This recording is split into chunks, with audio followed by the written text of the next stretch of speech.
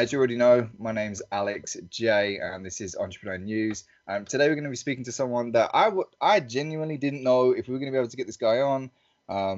I've seen articles about Mr. Yang all over Facebook, and it's causing fierce debates everywhere. And everyone's talking about, how is this thing coming about? I've seen a lot of stories talking about, how is someone going to give $1,000 away? Is this going to be good for business owners? Is this going to be bad for business owners? And I thought, it'd just be a lot easier if we just spoke to the man himself. So I sent off an email in the hopes to get him on. And lo and behold, we are now sitting with Andrew Yang. How are you?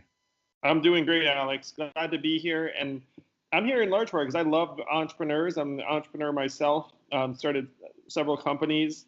And I feel like these are my people. So I'm very happy to be here. Yeah, it's funny you say that because I did notice that when I was going through your bio, obviously I noticed that it said that you had founded companies, and obviously you've done extremely well. And obviously that's great for me to hear. And obviously that's going to be, I think, very reassuring for people that are nervous. So yeah, what I wanted to do before we start going into like the policy thing, because I know that's something that we're going to have to talk about, and I know a lot of people are here to specifically listen to that. But what I want to do, I kind of want to rewind and kind of go back to the beginning, because your parents initially, they're not from America, right? No, my parents immigrated to the U.S. in the 60s from Taiwan. They met in graduate school at Berkeley. My father is a physicist with 69 U.S. patents, and my mom was a college administrator who's now an artist. Wow. Okay, so you've got a very smart family then. When I was growing up, I thought everyone had a PhD. It took me a while to figure out that my dad was sort of a geek. Yeah. Well, that's always a good thing. And so do you find that that's where you find your inspiration from? Is that where you get your entrepreneurial spirit? Is it from your parents or? Well, I think for me, my first major push towards entrepreneurship was just how much I hated being a corporate lawyer, which I was for 5 short months in 1999. I was like, this is the worst job of all time. And so I left to start a company, and my first company did not work out and it failed. But it was still so much better than doing someone else's documentation. Yeah, of course. So what? Okay. Yeah. So I wasn't like some kid with a paper route. I didn't have one of those entrepreneurial like origin stories. Right. Okay. So that's obviously, yeah. I mean, that's traditionally how it goes. Is usually, yeah, people they do something quite young, but obviously you came into a little bit later. What is it that made you decide that you wanted to start your own company? My parents did say to me when I was young that if someone else does something, you can do it too. And then I met a number of people who had started companies successfully in New York and thought, well, they seem so much cooler than anyone else I know, so I should just try and do that.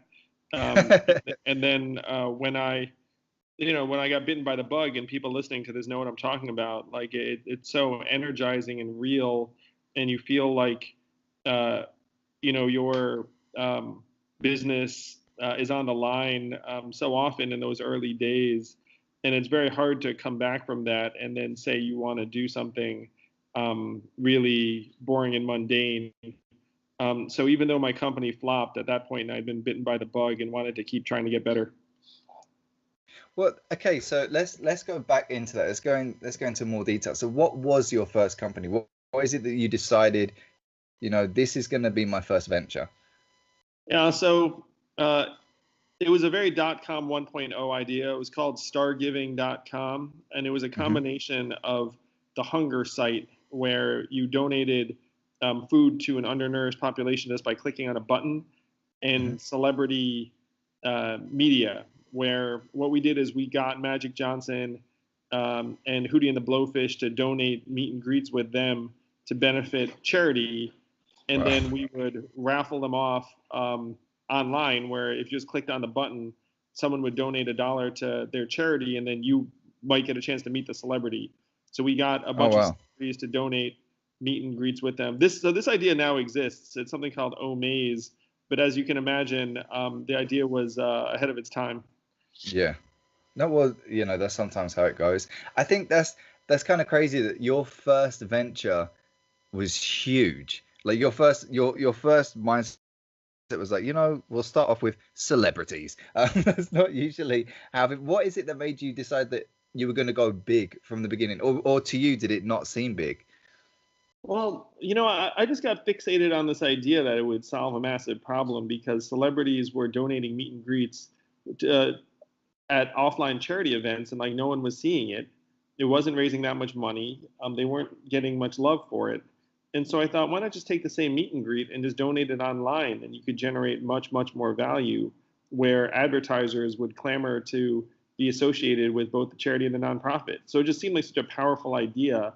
And it would generate so much good that I thought, well, if I can make that work, that would be just so positive.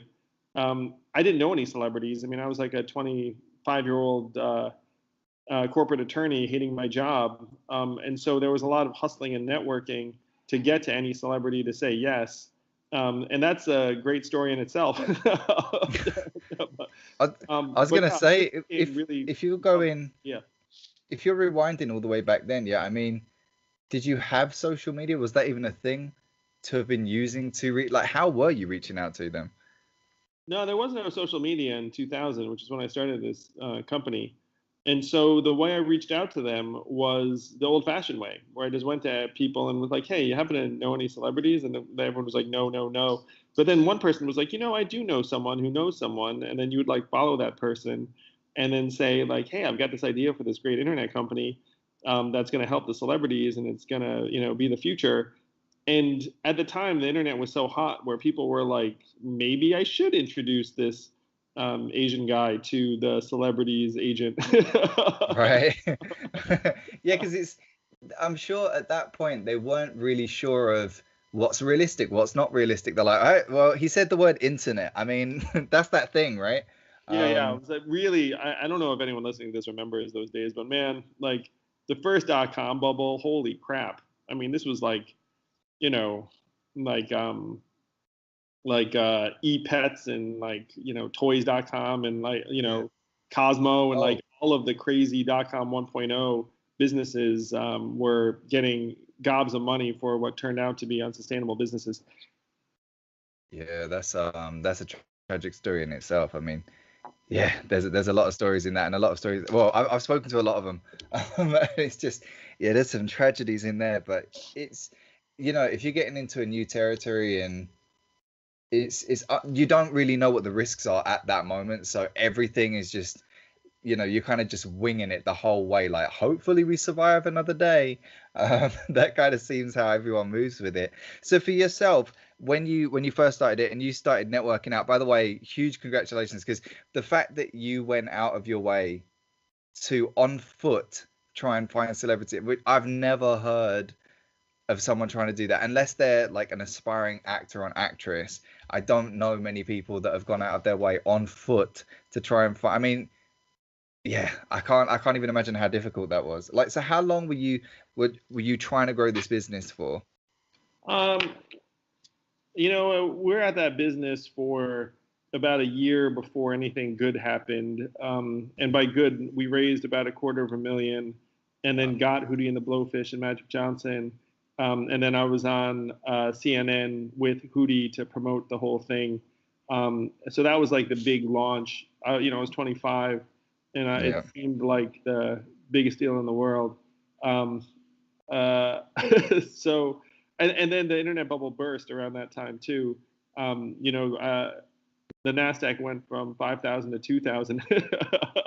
Yeah, that's a pain.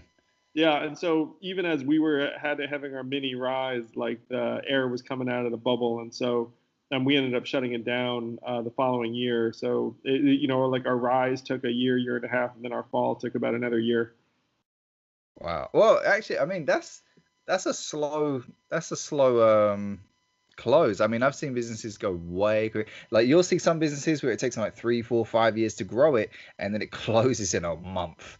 I've seen those come and go. But the fact that you managed to sustain it for such a long time, especially during that period, I think again that's something that speaks for itself. So for you, how did it feel at that time? Like, did you feel lost? Did you feel depressed, or do you already have an idea like, right, don't worry about it, I'm going to move forwards? Oh yeah, it was very depressing because one of the things I tell people who want to start a business, I say the surest way to start a business is to tell everyone you know that you're going to start that business, because then you don't have a Hmm. choice, you know, Right. like you can't back out of that. And so everyone I knew that I had started this company and that it had failed, and it was super depressing. My confidence was very low. I remember lying on my floor, looking up, thinking about how things had gone so poorly, and my parents were still pretending I was a lawyer. Oh wow. Okay. So yeah, it was a very tough time, and I was young and didn't know much better. But then I got up and started working at another startup, and then learned and got stronger. But it took a lot of time. I mean, failure is rough. People listening to this, anyone who's started a business knows the feeling. I think one thing I try and prepare people for is that starting a company is a little bit like um, sports or being a professional batter, where you're going to strike out and miss much more than you get on base. Yeah.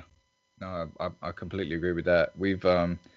Yeah, I agree with you. I think most people listening to this have probably experienced it, and if they haven't, prepare yourself, because it's a very difficult thing to avoid. And as smart as you think you are, there's always something that comes out of nowhere, which is just an unfortunate reality of the world. Yeah, So and okay, so you the worst part is you have to bullshit everyone when they ask you how things are going. You can never be like, oh, like things are rough. yeah, that's you know, it's like yes, it's fine. It's fine. I've just been crying on the bathroom floor for the last 10 minutes, but it's fine. You weren't there to witness that part.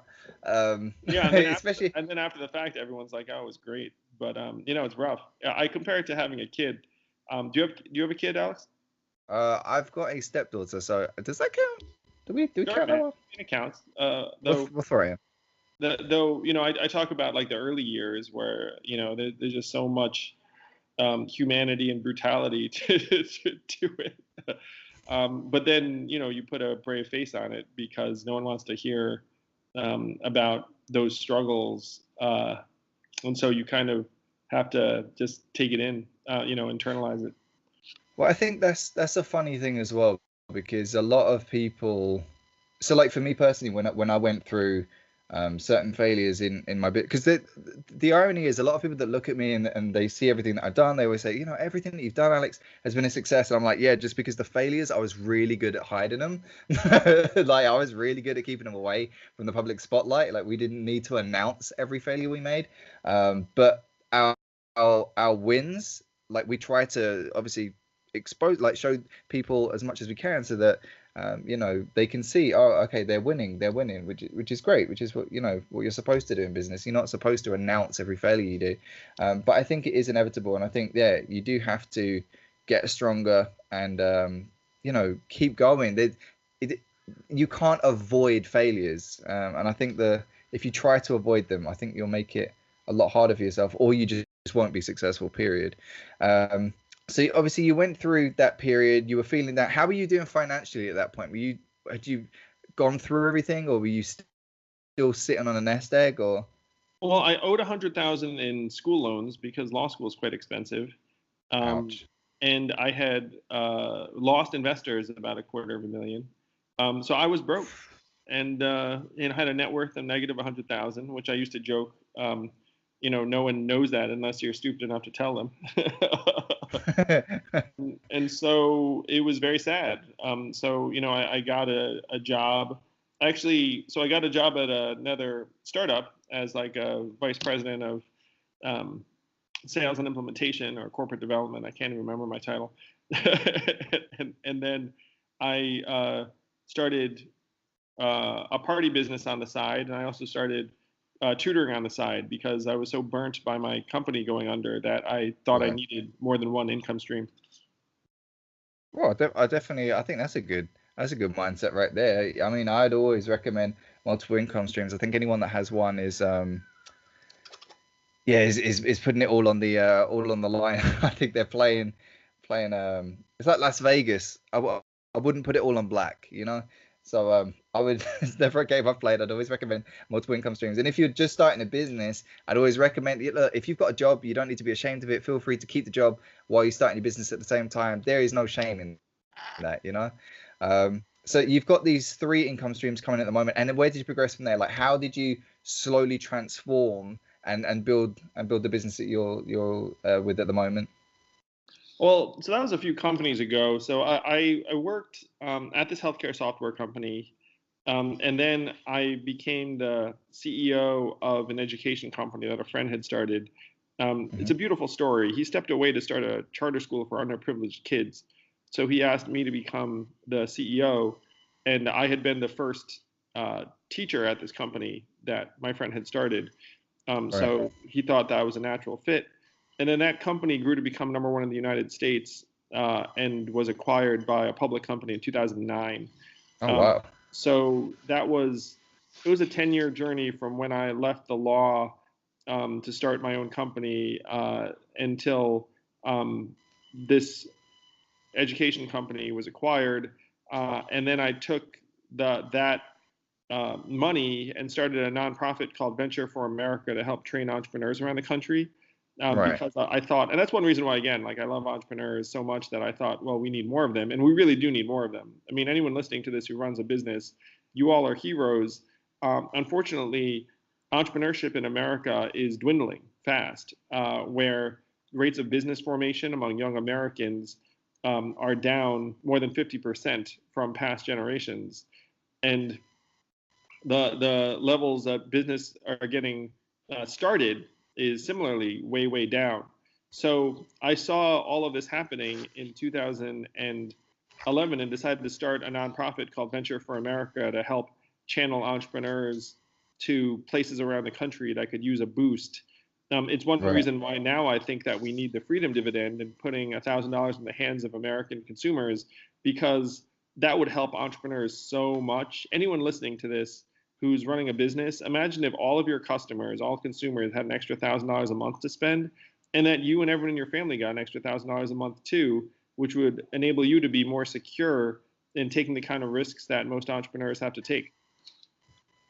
Yeah, okay. So that's one of the things that I was really interested in is when you were saying, okay, so there's so many questions that I was asked by the audience to give to you. Um, Yeah, especially because funny enough, we was having a conversation about risk versus reward, and we were just saying, if they've got an extra 1,000, obviously that means that customers could spend an extra 1,000. Also gives you the ability of being able to risk more without having to worry so much about the finances and such.